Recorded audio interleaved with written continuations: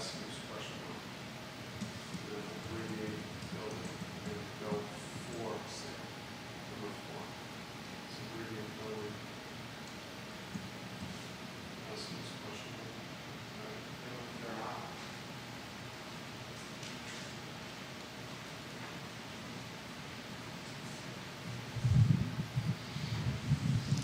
All right, guys, we're going to get started here on the show. It's the Tuesday edition of the I Love Seaville show. Anywhere you are watching, like and share the show. Do us that favor, please, of liking and sharing the show. We're going to get rocking and rolling. I'm seeing YouTube live, J-Dubs. Seeing us live on Twitter, J-Dubs. Take a look at the screen for today's headlines. And we'll have a friendly discussion on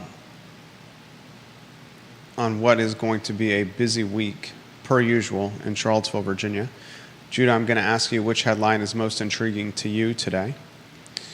Had a fantastic discussion at a birthday party with some parents that listened to and watched the I Love Seaville show. Some first grade parents. Always pleasure to catch up with viewers and listeners. We will talk about Burger Batch closing. It's not just the Charlottesville location, J-Dubs. I know. Also closing Short Pump and a couple others. But they have others that are staying open. Yeah, they've got 3 others that are open. Was it Durham, Raleigh, and Richmond staying open? Yeah. We'll talk about that today. The Burger Batch closing in the shops of Stonefield, is that a trend for Charlottesville, or is that an anomaly for Charlottesville? It's an interesting topic today. We're back live on LinkedIn for those that watch on that platform. Thank you, Judah, for enterprising a solution there. We appreciate you. If you have any topics you would like us to relay live on air, put them in the feed. We'll mention them on the talk show. Judah Wickower, we have an AI-powered convenience store at the University of Virginia. I found that intriguing. An AI-powered convenience store at the same time folks are considering opening a grocery store co-op on Cherry Avenue. It's a dichotomy there that we can cover. I want to talk dairy market updates, intimate knowledge of what's going on over there. Got to be careful what I can say, but I can provide some insight. I think that is going to be fresh. We can rock and roll, J-Dubs, when you're ready. Quiet on the set.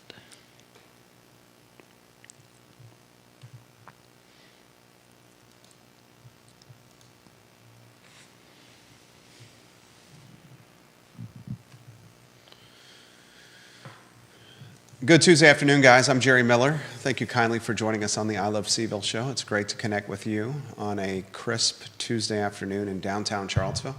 I hope the 3-day weekend, if you were able to enjoy a 3-day weekend with Labor Day now behind us, was pleasurable for you. I spent much of the 3 days with the better half and our 2 boys, including a first grade birthday party on Saturday at ACAC Adventure Central. That was very enjoyable. At that birthday party, I had the pleasure of chatting with a couple of parents who were viewers and listeners of the I Love Seaville show, including one parent who was excited to start listening to the program. Very much enjoy connecting with viewers and listeners in a real-life setting to talk about, well, we try to make the program the water cooler of Charlottesville. Got good feedback on the show. Oftentimes on the program, I highlight the topics of interest that I'm passionate about, or the topics of interest that are our primary sources of revenue. And those are often linked to real estate, business brokerage, the economy, and the cross-section of government on small business, commercial real estate, and those who choose to buy and sell commercial real estate. Some of the feedback I received at this first grade birthday party was include some of those human interest stories that used to be prevalent on the show. Some of the educational storylines that were extremely prevalent last year as Dr. Meg Bryce and Allison Spillman went toe-to-toe in a at-large race on the Albemarle County Board of Supervisors that generated national attention. I appreciate the reminder. I appreciate the feedback. We're always looking for feedback and storylines that you think are different than the ones we like to cover. We just want to be the water cooler of the community where topics originate and legacy media watches us and turns those into other storylines. I also want to relay the afternoon we had on, was it Saturday or Sunday? It's all a blur. I think it was Sunday. On Sunday afternoon, my wife and I and our two boys went to Pro Renata. If you want to highlight our partners there on screen, Judah, in Crozet. It was a great experience. Pro Renata is they understand the concept of an omni-experiential outing. The boys, a first grader and a 22-month-old, were playing on a physical playground. I think playgrounds are not prioritized as much as they should be in the era of screen time and YouTube. So as we get photos on screen for Pro Renata, Judah, I want to highlight the kids enjoying an outing with the playground while mom and dad enjoyed a couple beers with friends. Then we went inside. We listened to live music by Jimmy O. How about Charlottesville legend Jimmy O? I think I first was introduced by Jimmy O at the Lazy Parrot Grill on Pantops when he played Kevin Kirby's restaurant, that outside patio. And I'm talking about Lazy Parrot 1.0, not the Lazy Parrot that's on the end cap where the old Hallmark used to be, next to the old Hallmark, Lloyd's Hallmark location. I'm talking the initial Lazy Parrot that was in the middle of the shopping center. A lot of folks in the Charlottesville, greater Charlottesville area don't realize that at one time Kevin Kirby, a retired firefighter, owned 2 bars in the same shopping center with the same name, Lazy Parrot. The first iteration of Lazy Parrot was in between the Food Lion and the Roses shopping center, right in the middle. And this was a playground of mischief and a playground of fun and a playground of debauchery, a playground of sports fans and chicken wing fans and a playground of trouble from time to time. The first Lazy Parrot was, and in fact, I think I met you there, Judah Wickower, during trivia. I Love Cville trivia 14 years ago. We launched the business 16 years ago, and to get the word out about I Love Cville 16 years ago, we were hosting local trivia in bars and watering holes. Trivia that cannot be found on your phone, but was instead about Charlottesville landmarks and Charlottesville history and Charlottesville storylines. And at this particular Lazy Parrot, there was a smoking section. At first it was all smoking. And then Kevin, who's a creative and enterprising restaurateur, a successful restaurateur, now his daughter Cassie, in charge of the day-to-day operations of Lazy Parrot, he siphoned off a part of the dining room and made it non-smoking where you would see families, and then in the smoking portion you would watch fans enjoying sports and drinking $2 beers and $2 Jägermeisters and listening to live music like Jimmy O, who was playing at Pro Renata in Crozet. But, before I get to today's storylines, I want to highlight what was 2 hours of fun for our family. We watched our kids play in a playground while drinking cold beers. Then we went inside and we enjoyed Dino's Pizza and Moo Through ice cream while I watched football on TV. Our boys were having a good time eating gummy bear topped ice cream from Moo Through.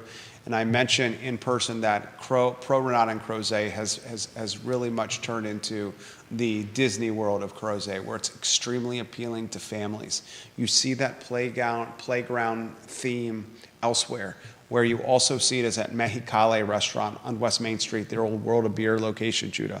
Another partner of the show, Mexicali Restaurant.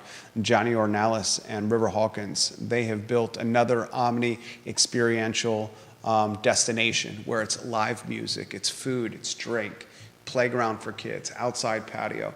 These are the people that are winning, and it's a perfect segue into Burger Batch. Burger Batch in the shops of Stonefield did not provide that omni-experiential destination. Burger Batch, you went into a restaurant, you sat down, and you had fries, burgers, oysters, or beer. It was a traditional dining experience. If you do not know, Burger Batch in the shops of Stonefield has closed. And this was a restaurant chain.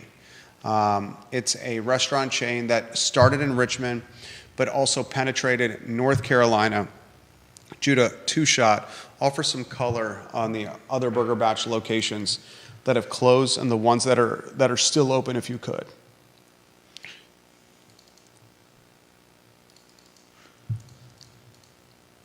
The two Burger Batches that have closed, obviously the one near us, also the one in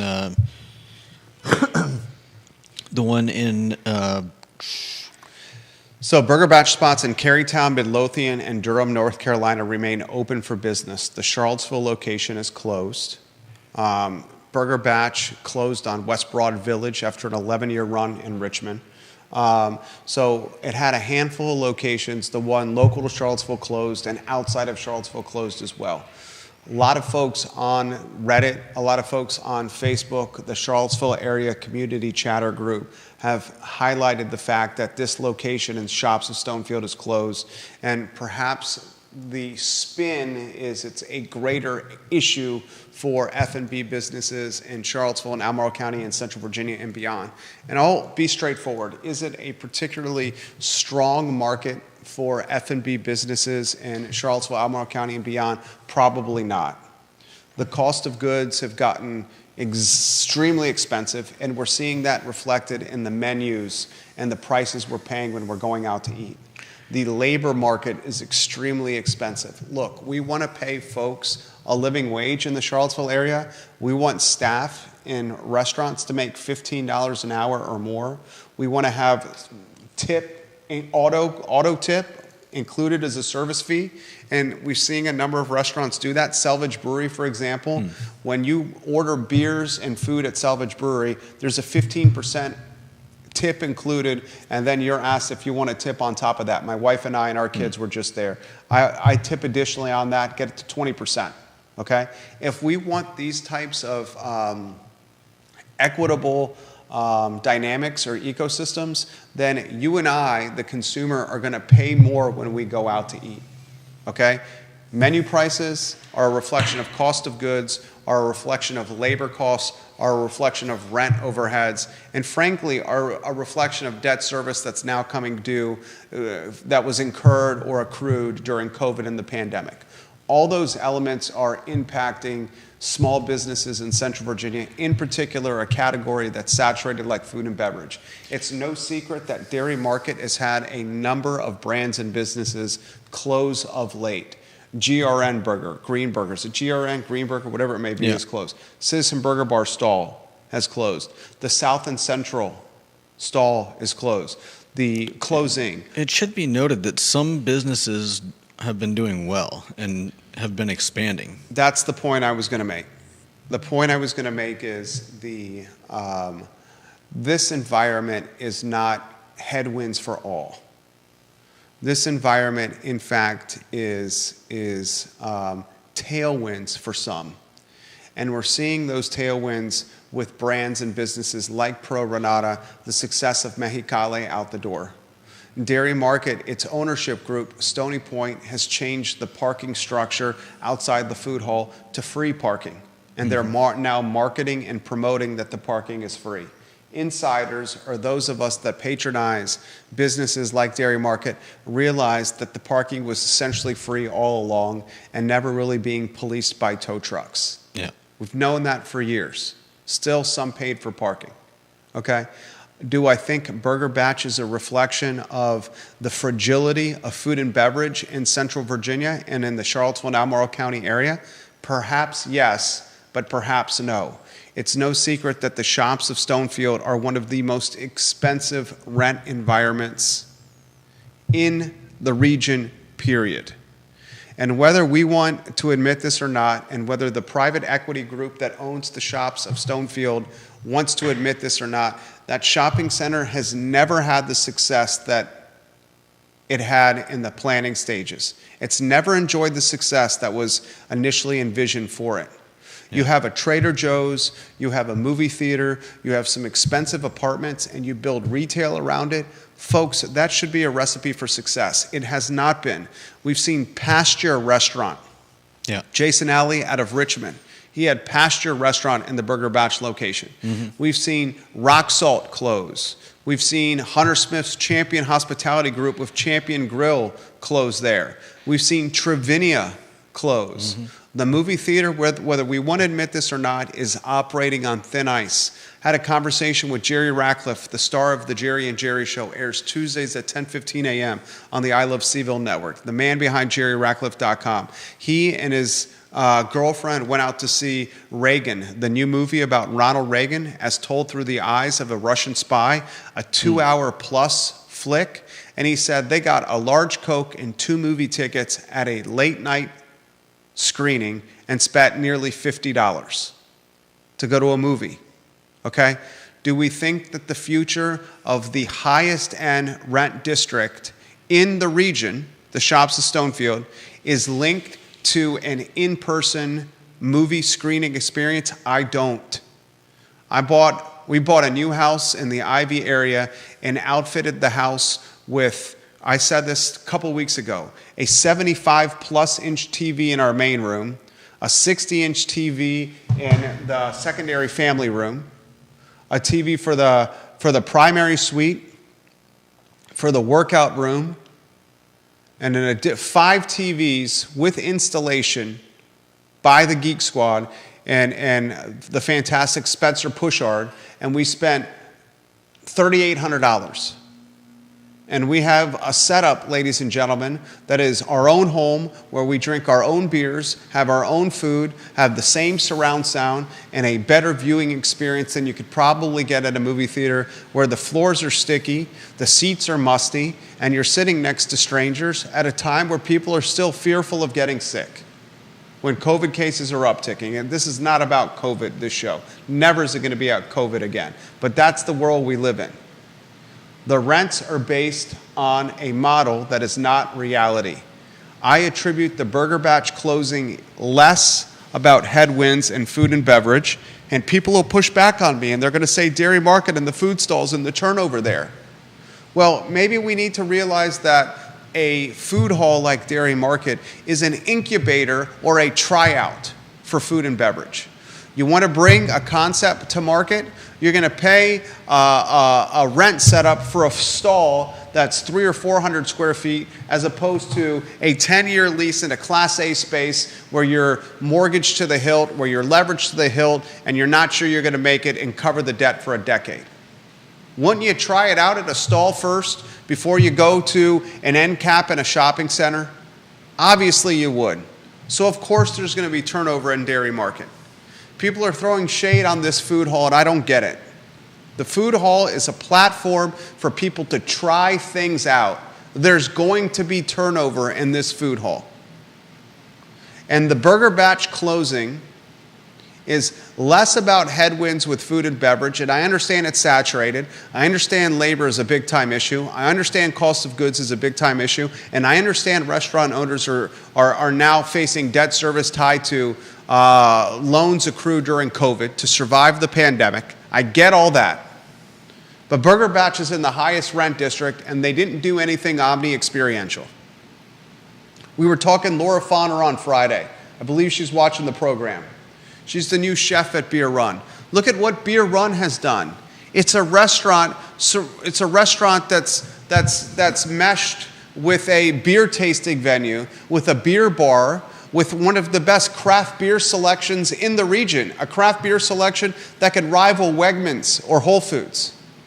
Yeah. You go to Beer Run and it's omni-experiential. It's a destination. It's not about sitting in a chair eating nachos, eating oysters or a burger. Those are the ones that are surviving. The Pro Renatas, the Mexicales, the Beer Runs. They're the ones that are surviving.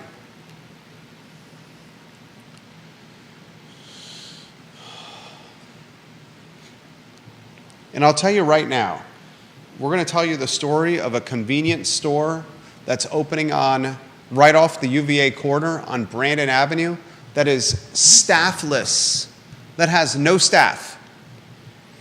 It utilizes artificial intelligence. It's cashierless. Yeah. Cashierless. The staff they have is to stock the shelves. They're not paying cashiers. And we're going to compare and contrast a convenience store that's coming to a sophisticated area with sophisticated personnel, students, and their mommies and daddies' credit cards, and how they're trying to keep labor in check by not having cashiers, instead use artificial intelligence and Amazon Pay to have success with their model by fattening their margin. And I'm going to compare and contrast that concept and the world we're heading into to a co-op grocery store that's being rumbled and chatted and scuttlebutted about on Cherry Avenue. There's a lot to unpack with the storyline of a chain business from Richmond closing in Stonefield, and how it's an indication of the fragility of the market in totality. People pointing to Shrimp, the place in Rio Hill Shopping Center? What was it called? Scrimp Shack? Yeah. Everyone's like, that place closed too. Well, you know what? I have intimate knowledge about this. And now that it's closed, I can relay this to you, the viewer and listener. It was a corporate-owned store. That brand was intended to be a franchise brand where points of sale were franchised out to individuals to run them. The only parent or corporate-owned store was the one in Rio Hill. And the corporation, the parent company said, we don't want to be in this operation business any longer. So they made a strategic decision to close it down. It's not headwinds in the market. People point to Uma's on Water Street, closing down. The ladies behind Uma's want to go to a different market. They want to move out of Charlottesville to a different market. Mm-hmm. We're actively representing multiple restaurant owners, current ones, that are expanding their portfolio through acquisitions of other businesses. One of them we're going to announce in the very near future on this show. The deal literally in pending stage, and that's all I can say. The doom and gloom is not all real. It appears to be real, but it's not all real. And I'm not buying the story that Burger Batch, its closing in Stonefield, is a reflection of everything else that's happening in the greater Charlottesville area. Show is yours, Judah Wickower. Then we'll get to the viewers and listeners. I know you had some things you wanted to add. I would imagine that Burger Batch closing is probably more an indication of how things are going in Stonefield than Charlottesville at large. It's the rents. And we're seeing other businesses opening. We're seeing other restaurants opening. What did I just see? The New Orleans-styled restaurant next to Vicelli's. Yeah. By the Washington family. Mm-hmm. And Vicelli's is back open. That's great. Yep. And, it's a shame when a restaurant closes, especially if it's a place that you really like, but, you never know. And the owners, in this case, I don't think anything has been heard from the owners of Burger Batch.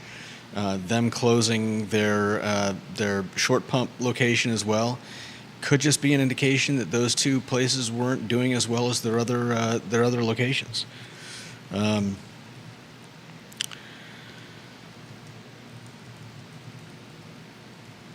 People are still going out to eat.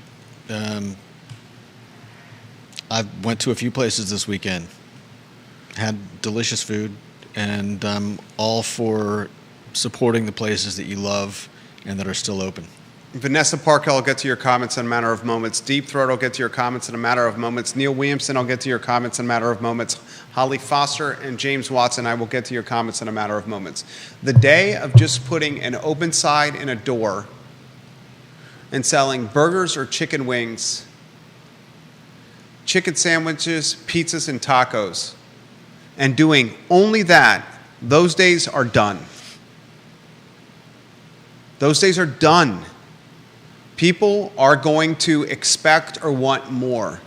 And the more could be the omni-experiential nature of the business. The playgrounds, the live music, the art on the wall, the TVs for live sports, some kind of aspect that they cannot get through ordering food on an app and eating it in their tighty-whities or their bathrobe on their couch on their house, in their house.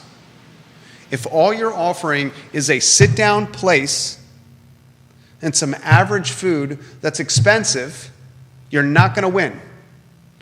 But if you're offering something that has the beer run piece, the best beer selection out there, maybe second only to Wegmans, with beer tastings and wine tastings, with damn good food and a name brand chef like Laura Fonner, or you're doing what Christian's doing, friend of the program, the Kellys, Christian and Jen, speaking of Laura, at Dooner's restaurant, where they're doing food that is far from cheap.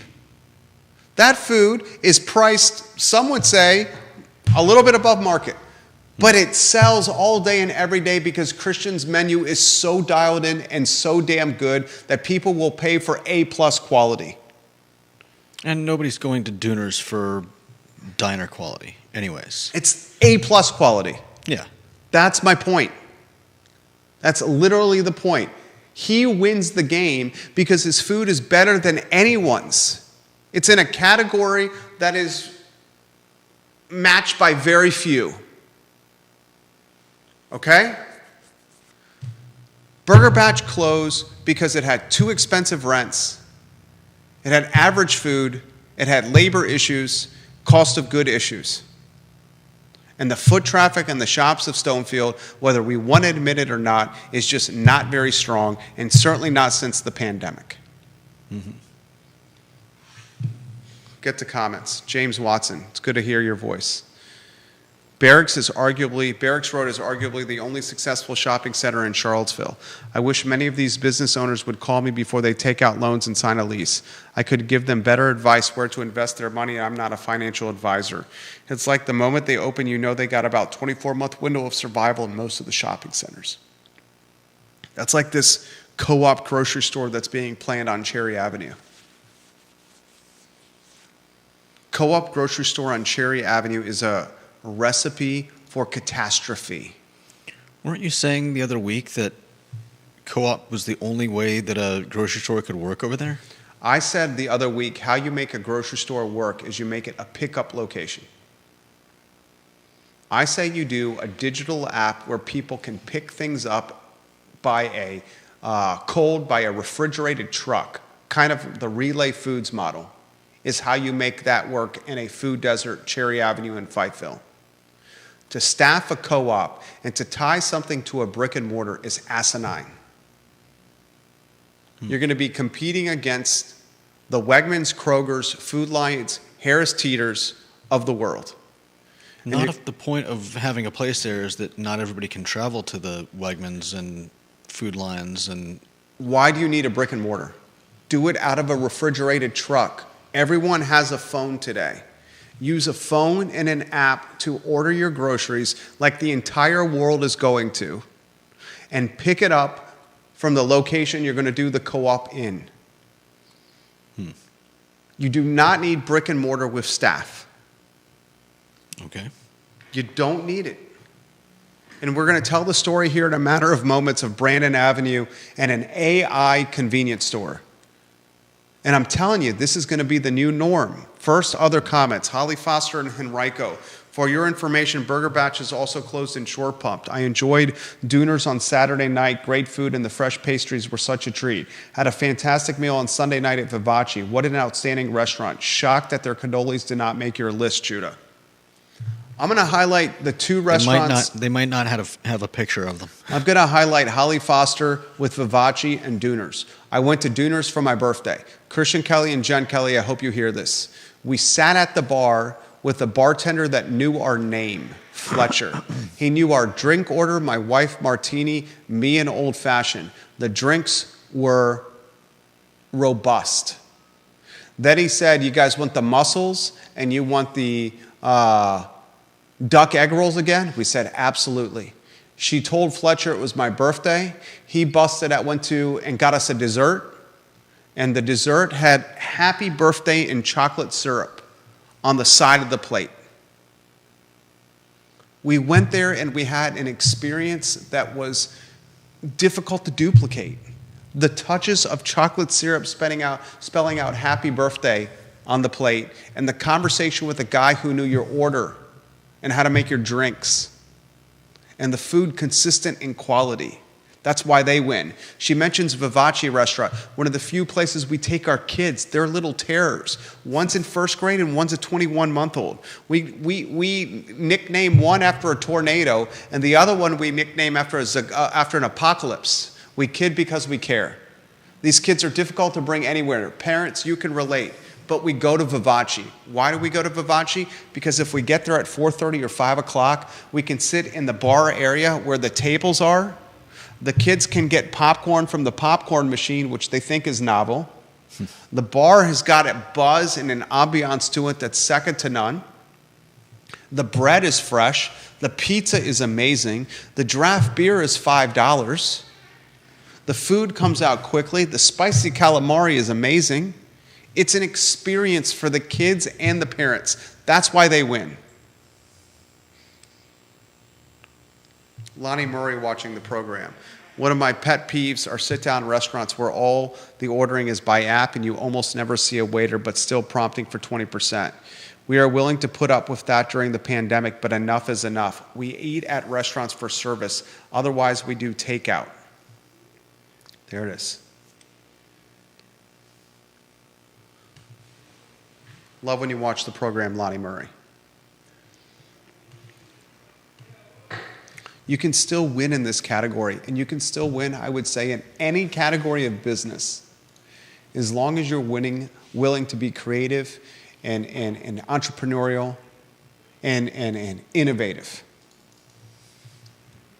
The days of yesteryear's tactics, when the consumer is more sophisticated than ever, that ain't going to work.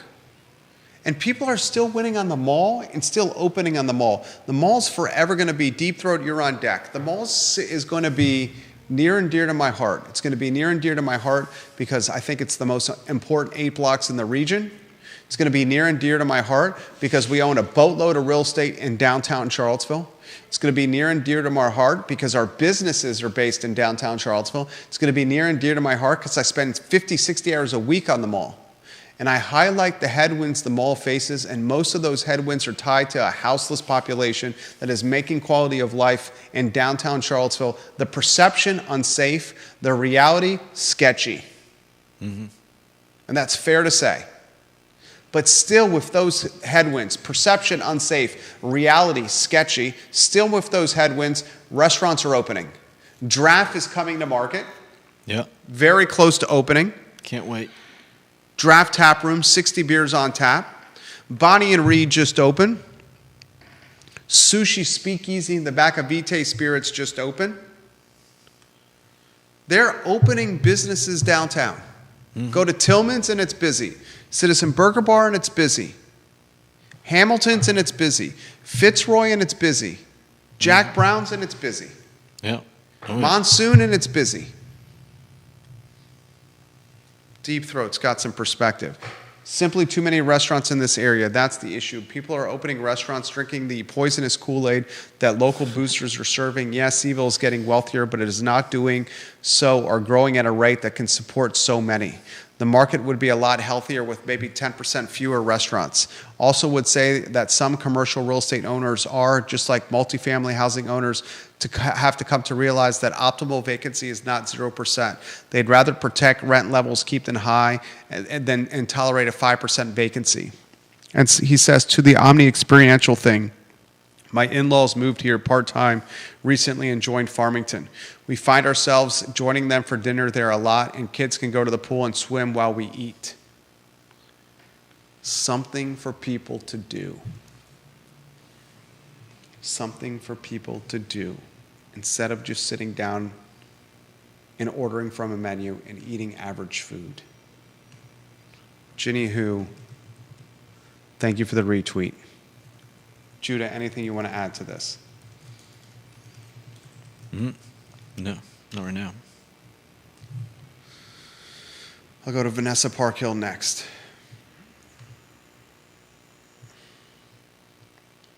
And Lonnie Murray says, Moss is an example of fantastic restaurant. Great service, unique food at high quality. We had a family over to our house for Labor Day. They have 2 boys.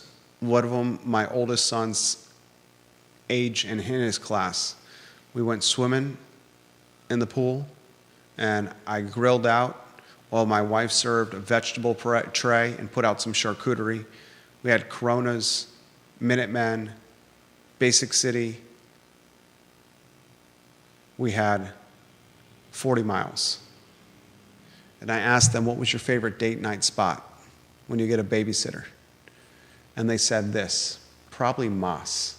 And they talked about the experience. They talked about the sangria, the bacon-wrapped dates, and the tomatoes asados. Ladies and gentlemen, when you are dealing with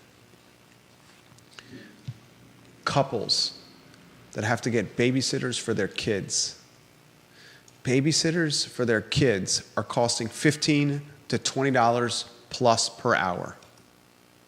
If we're going out to eat and we're spending 3 or 4 hours out, we're spending somewhere between $60 and $80 plus per hour just on sitter fees alone. If the experience is not memorable, we justify, is the $60 to $80 plus in sitter fees worth it? You're not just competing against the consumer and other restaurants. You're competing on the spending power of a dwindling dollar and how it's stretched thin in many ways. Vanessa Parkhill of Earlysville. How much of Dairy Market's food hall concept depended on the office space that was also part of the development? I'm sure the Stonefield developers also counted on business from the Northrop Grumman facility next door. The remote work world has to be impacting those places. I think one of the things that's impacting Dairy Market, and I love your comment, Vanessa, is the inability to build phase 3. Not saying phase 3 would be done right now, but having an apartment tower with 600 people living right next to it would certainly help the food hall. No doubt.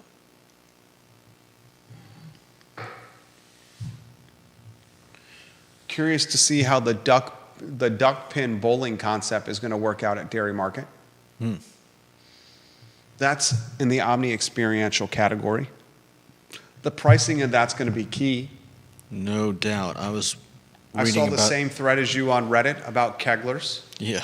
And the cost of bowling. Only for rich people. And he's talked about this on this program, Deep Throat, the amenity effect. You start getting a household income, median family household income, greater Charlottesville area, $124,200. That's what the median family household income is according to HUD. Yeah. And ladies and gentlemen, you price out your labor. The labor you have left has leverage to negotiate higher rates because few are willing to work. And then you got a bunch of wealthy living in the community, and the wealthy is going to expect businesses tied to their champagne tastes. And the businesses associated with their champagne tastes are going to be white tablecloth as opposed to paper towel. $50 tickets as opposed to $10 tickets for dads. Kids get in free. That's what you're seeing happening here. Olivia Branch, thank you for watching the program. Multiple media outlets watching the show right now.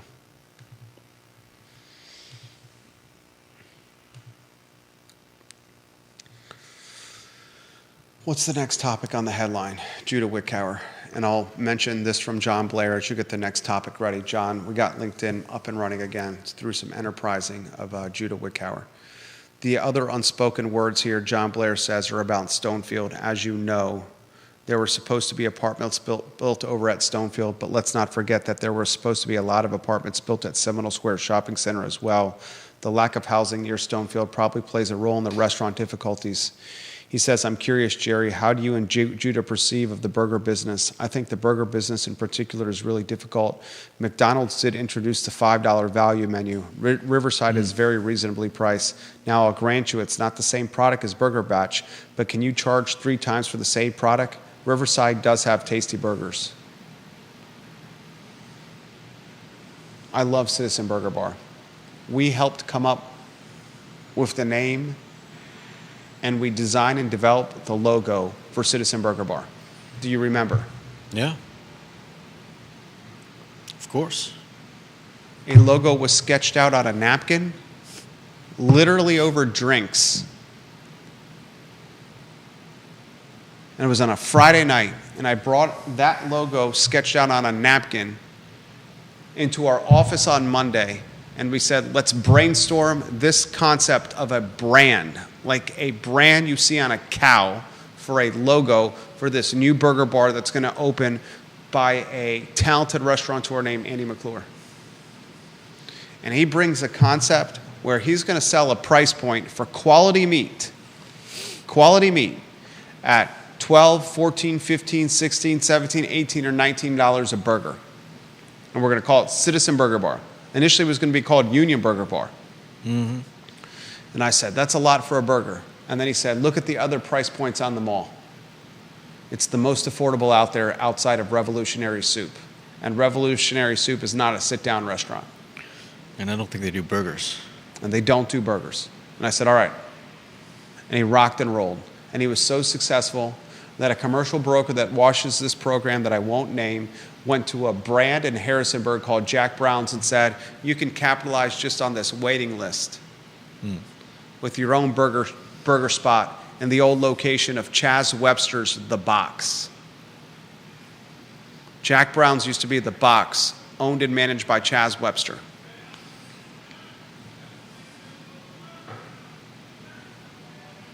But now you look at the downtown mall, and there's other more affordable spots. Jack Brown's, once Draft opens again. Jack Brown's is actually... Tillman's. Are they affordable? When's the last time you've eaten there? I don't think I've ever eaten there. $12 grilled cheese with a side of tomato soup. Is $12 affordable for a grilled cheese? Find me something where you can get a gourmet sandwich with a side of tomato soup that's homemade for $12. You went to McDonald's and you ordered a Big Mac, got a side of fries and a soda, you'd spend more than $12. Whether we want to admit this or not, $12 is the new affordable. The most affordable meal on the downtown mall. There's 2 clear-cut options. Do you know what they are? Most affordable lunch on the downtown mall. 2 clear-cut options. You know what they are?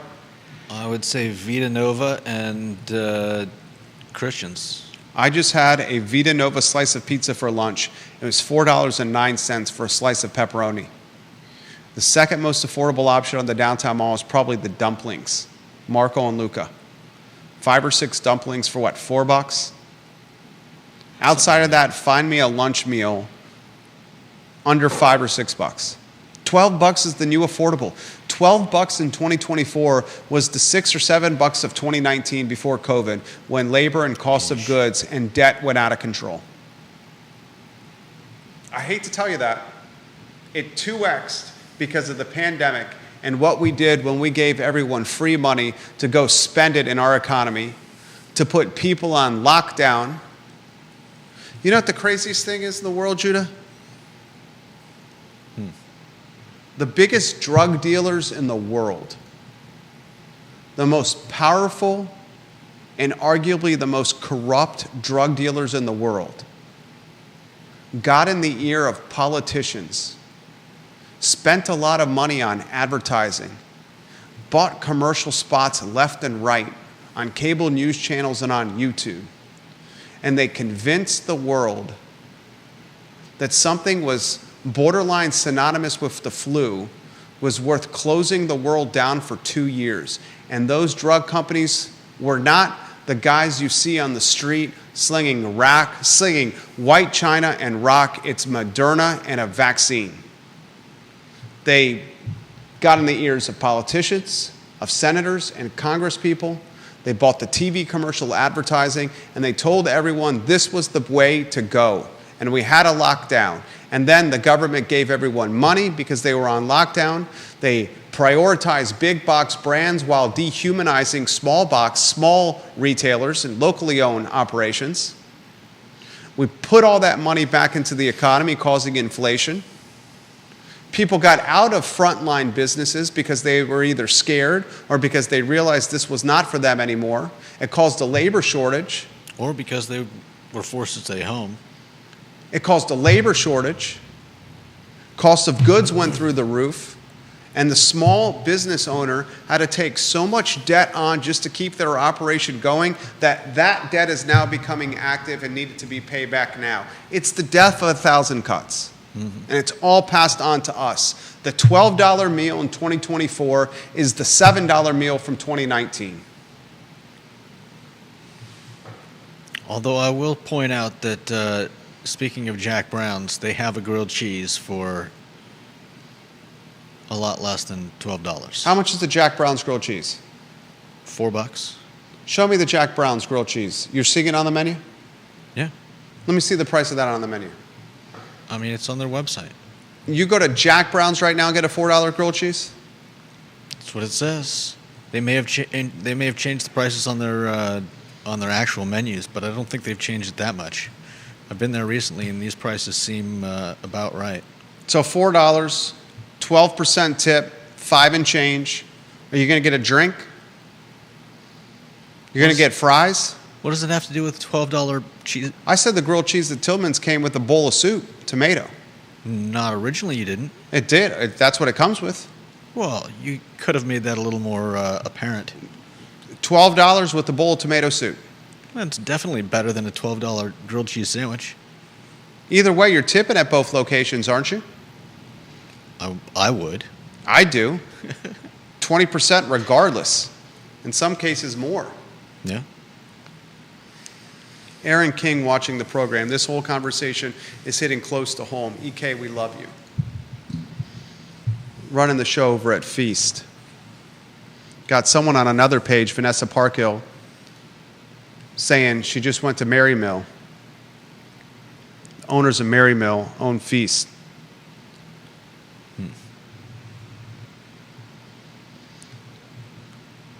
Fernando Garay watching the program. Fur Cuts. He says, all the truth, Jerry. Keep speaking the truth. Olivia Branch watching the program. The Cherry Avenue project is a task with engaging the aging Fightful neighborhood. A grocery shop was one of the top requests from neighborhood meetings. I respect that, OEB, Queen of Keswick, Olivia Branch. I respect that position. My fear is creating a grocery concept where 2 other iterations already failed, Kim's Market and the IGA. It's not entirely fair, though. How's that not fair? I mean, that's like saying that after a restaurant has gone out of business, that no other restaurant should take its place, because it's clear that restaurants don't do well there. J-Dubs, sometimes we are our own worst enemy. That's fair. And how we are our own worst enemy is pride and ego and feeling that we can take the wheel and make it roll in a much more efficient fashion than those have used the wheel for years before us. If anyone thinks selling boxed goods or frozen dishes or canned cuisine or fresh produce in a brick and mortar that's expensive to heat and cool and staff and insure is the path of least resistance, then you or I or the viewer and listener is not in touch with reality. Well, I hope your vision does not come to pass. The internet and online ordering and the need to do it faster and easier and with less friction is changing consumer behavior. Okay. Groceries delivered to your front door by clicking a button that takes 1 second within hours. But I don't want to pay someone an extra $15 for something that I can take 20 minutes doing on the way home. The $15, you're seeing it through the eyes of a single man. Yeah. I want you to see it through the eyes of a parent that has a 22-month-old or a 6-year-old that they have to lug to a grocery store that has meltdowns, craps their pants, gets sick every time they touch a grocery cart because they're putting their hands in their mouths, takes the food off the shelves, throws them on the floor, breaks the spaghetti sauce, demands extra boxes of Lucky Charms, goes through the ice cream aisle and has a fit when they don't get the ice cream sandwiches in their cart. A grocery experience that takes 30 minutes to get there because you're unloading kids from an Explorer, and 30 minutes to get back because you have to put the kids in the car seats and drive home, and you have 6 tantrums, 4 meltdowns, 6 shitty diapers, and 2 broken spaghetti jars in aisle 6. And then ask yourself if $15 spent on Instacart or Whole Foods delivery is worth it. I'm all for not seeing those people in the grocery store. Okay, that is more the norm than the individual guy that can go to and from the grocery store and pick up a loaf of bread, a 6-pack of sour beer, a pack of raincoats, and whatever else you're buying over there. I mean, what's the extent of your grocery experience? 11 items? Are you in the express lane? Most of the time. Exactly. You have the most frictionless grocery experience in the region. It doesn't change the fact that I see all sorts of people in the express lane with less than 12 items who are just stopping in to grab something. Not everybody shops for the entire week. And consigning us all to one type of shopping because you have less than well-behaved kids. Judah, you're speaking for a man who has limited experience. You're speaking through the eyes of a single man that can get in and out of a grocery store in 10 minutes. The majority I've of been people shopping with my family when we've gone on vacation. I've gone where it takes. Michael Buchensky, most people with families will look at that $15 as a cost-benefit analysis for their time, so they're willing to give up a few bucks if it saves them the time. I think you're pretty spot on with that, Jerry. Some people are. I have no doubt. You know what it's like? We're going to agree to disagree on this one. I had the same.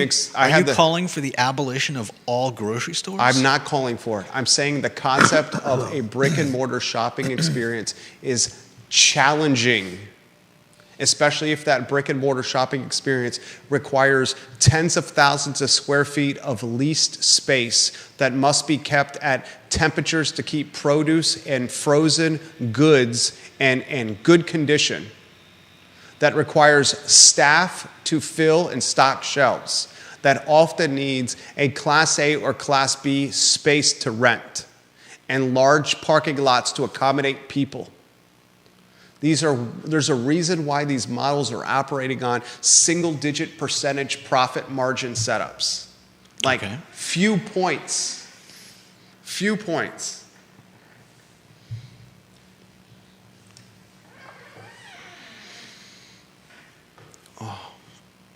And I'll also add this. As the consumer becomes even more trained to do their shopping on their phone, and as the consumer who is unwilling to shop on their phone because you can't teach an old dog new tricks, whether we want to admit this or not, the consumer who you can't teach an old dog new tricks, they ain't getting younger. And the consumer that's been for the last decade and change shopping on their phone is becoming the broad base of the buying public.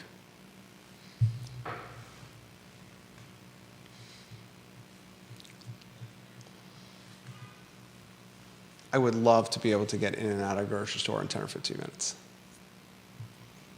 Well, You are the envy of, I'd say, 85%, if not 90% of the viewers and listeners listening to this program. Legitimately, the envy. Most would call that an incredible hassle, what? grocery shopping. Oh, I can't stand grocery shopping, but at the same time, You can't stand it and you spend 15 minutes doing it. Imagine 8xing that experience. 8xing. And that's probably light. Lonnie Murray, keep in mind, Judah Wickower, that the good parents in grocery stores can often be the ones with upset kids. They are usually upset because a parent told them no. It's so easy to just shut them up by giving them what they want, but what makes for terrible grown-ups? Exactly my wife right there. that's fair. They hear no on a daily. Because you know why? It's much easier to parent and teach children than to repair broken men and women. Say it again. It's much easier to teach and parent children than it is to repair broken men and women. Okay. And raising kids by teaching them the word no and not being their best friend, but instead being their accountability North Star is how you parent and teach children so they don't become broken men and women.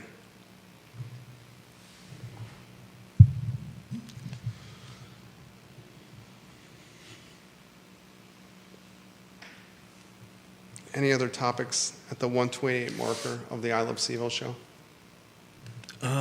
We've got Gaston's checkout free shopping. Here's a great example. This Yeah. further backs the argument. Set the stage, please. Wait, that does not further back your argument. Okay. If you don't see, okay, go ahead. Give them the who, what, when, where, why. It's a physical location. It's a physical location where they're trying to strip it of being a physical location. But they Okay, can't. They set the stage. literally cannot strip it of being a physical location. Yes, you can. It's called delivery to your house eventually. But then they wouldn't. Okay. Okay. Set the stage. Okay, go ahead. UVA has a new market, Gaston's Market, which is AI powered. It runs off of, I believe Apple Pay. And once you have signed in so that you can shop there whenever you want, I believe the place is open 24/7 because it doesn't require hiring anyone to sit at a register. You walk in, They basically have no staff. Their Except- staff is going to be the people that fill the shelves with Yeah. product. Right. Okay. And so you walk in, grab what you want, and when you walk out, it charges your Apple Pay. And you're good to go. You don't have to deal with anyone, whether you're someone like Jerry who likes to have everything scanned for him, or whether you're someone like me who likes to go through the self-checkout line. Works both ways. You walk in, you grab what you want, you walk out, and it's paid for. And I don't see why that couldn't be a model for the Cherry Avenue grocery store.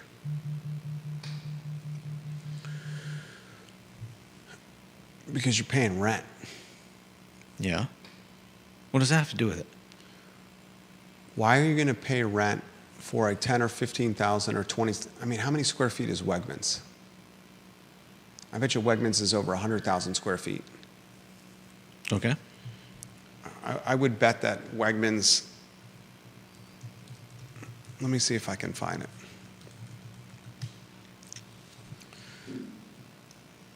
Is Wegmans 120,000 square feet?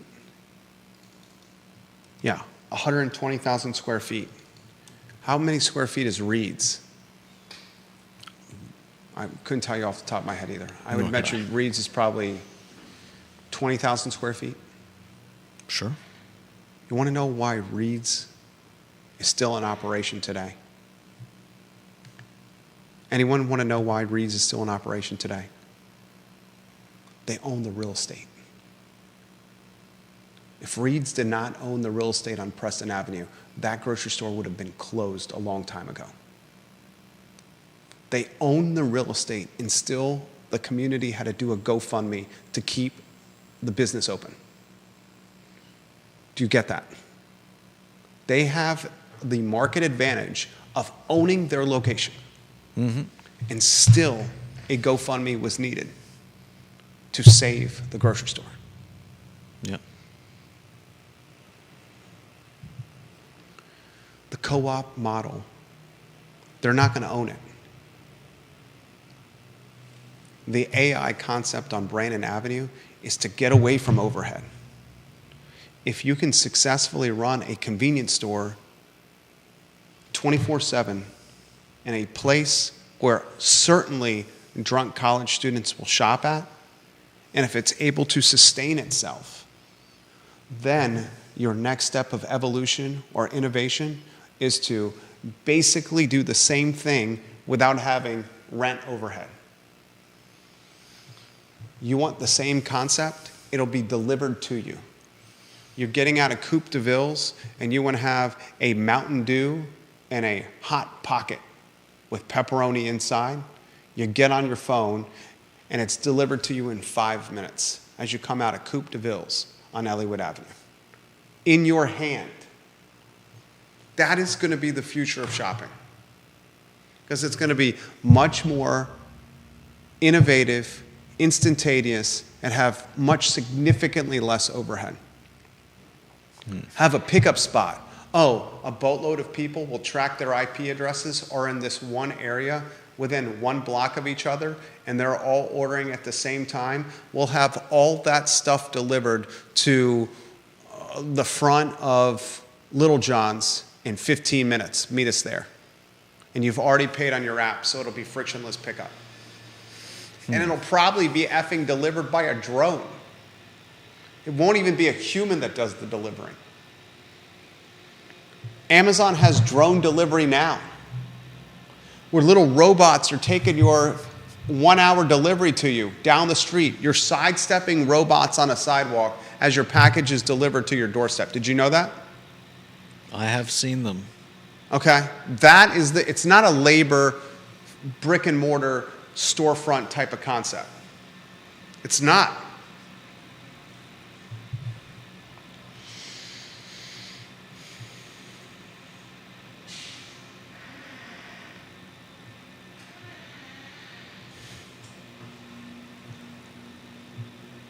Do you think the AI Brandon Avenue grocery store is going to work? I think it'll be an interesting test, and it could lead to further changes in other stores. I think 100%. I 100% agree with you. I think this is going to be a very interesting proof of performance. How many people have been to a McDonald's lately? My kid loves the sausage biscuit, so we go to McDonald's. We went to the McDonald's on the base of Pantops. There's not even cashiers at McDonald's. You go to a kiosk, you order on a kiosk, and someone brings the food out from behind the kitchen and drops it at a window and calls your name. They don't even staff the cash registers. It's 1:34. Some topics we're going to have to save for tomorrow. I thought you were on point today. It's the Tuesday edition of the I Love CVille show as we integrate feedback from viewers and listeners on evolving the content from just some of my passions, business brokerage and commercial real estate. I'll close with this. UVA got a crucial victory against the Richmond Spiders on Saturday. I'm not going to make this about sports, but I'm going to make this about the value to Central Virginia. Virginia has Wake Forest on the road this Saturday night. 2.5-point underdogs UVA against the Demon Deacons. If UVA gets a victory against Wake Forest and starts 2-0, you'll see that Week 3 matchup against the Maryland Terrapins, 8 o'clock kickoff under the lights in Charlottesville at Scott Stadium, perhaps with more people in attendance in Charlottesville. And that's going to be a good for every business in this community. Tony Elliott's not just playing for his job. Tony Elliott, in a lot of ways, is playing as the greatest or one of the most significant drivers of the Charlottesville and Central Virginia economy, the head coach of Virginia football.